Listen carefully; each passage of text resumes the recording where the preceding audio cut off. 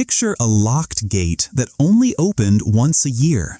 Torchlit processions winding through the dark for miles, sandaled feet on a dirt road worn smooth by centuries of the same walk, and a silence so total that historians still don't know exactly what happened inside. That gate sat a short trip from Corinth, and there's a word Paul uses in this letter that anyone who'd ever walked toward it would have recognized instantly. The word is mystery. And in Corinth's world, that word already belonged to someone else.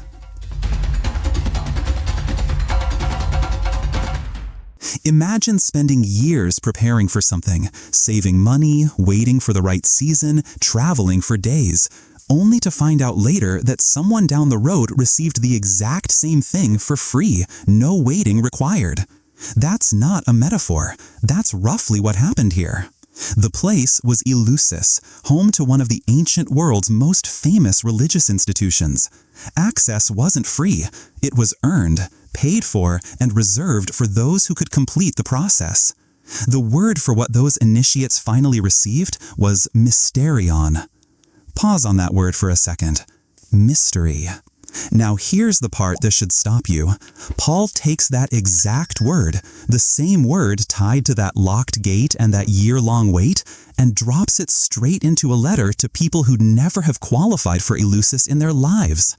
Wait, Paul did that? On purpose? In the one region where everyone would have caught the reference immediately? He writes, "We speak the wisdom of God in a mystery, even the hidden wisdom which God ordained before the world unto our glory." Same word initiates spent years chasing, but watch what happens to it in his hands. Try to picture a Corinthian actually hearing this for the first time. Someone who'd maybe saved for years toward their own initiation somewhere else, counting down to a date on a calendar. What's the first reaction? Offense that a sacred word got handed out like it cost nothing? Laughter, the kind that comes from disbelief? Or something quieter, a flicker of hope that maybe the thing they'd been saving for was never actually locked behind a gate at all? Whatever it wasn't neutral. Eleusis kept its secret locked behind money and status. Paul's version runs on the opposite rulebook, hidden not because it was reserved for the elite, but because human wisdom on its own was never capable of finding it.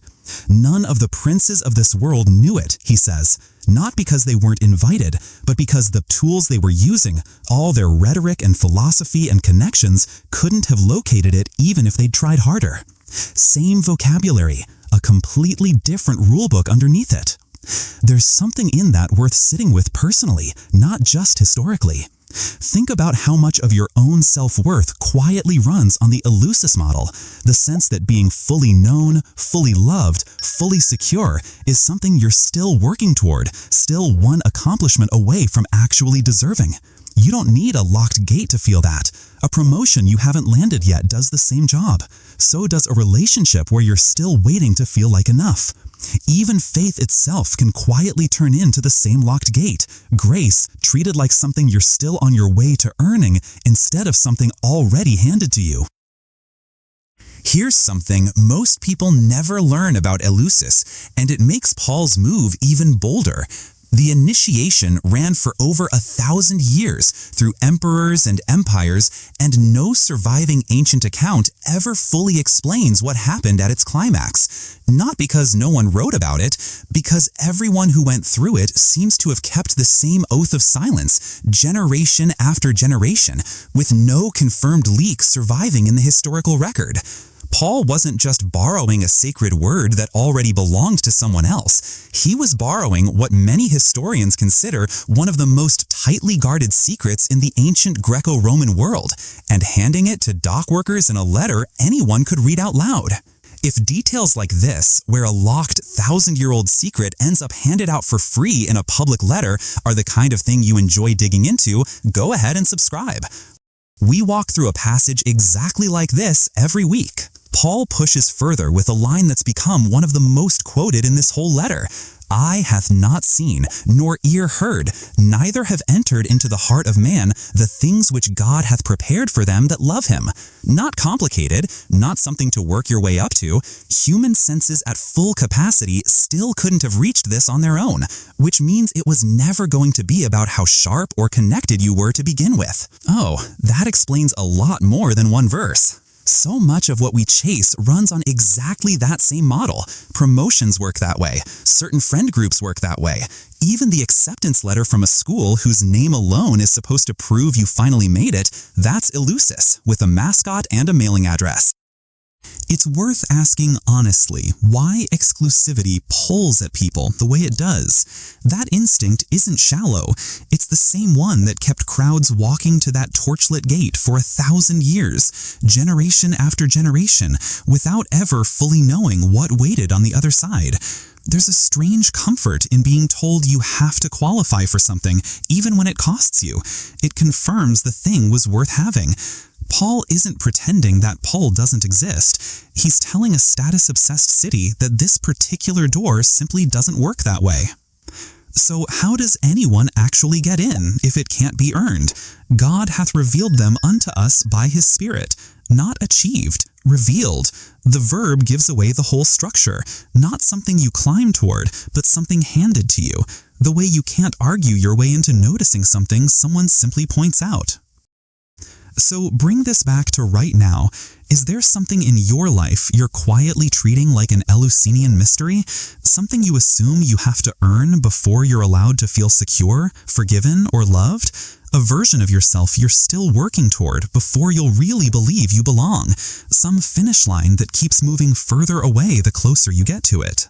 If the deepest wisdom in the universe couldn't be earned by the sharpest minds in Corinth, it was never going to be something you climbed toward either.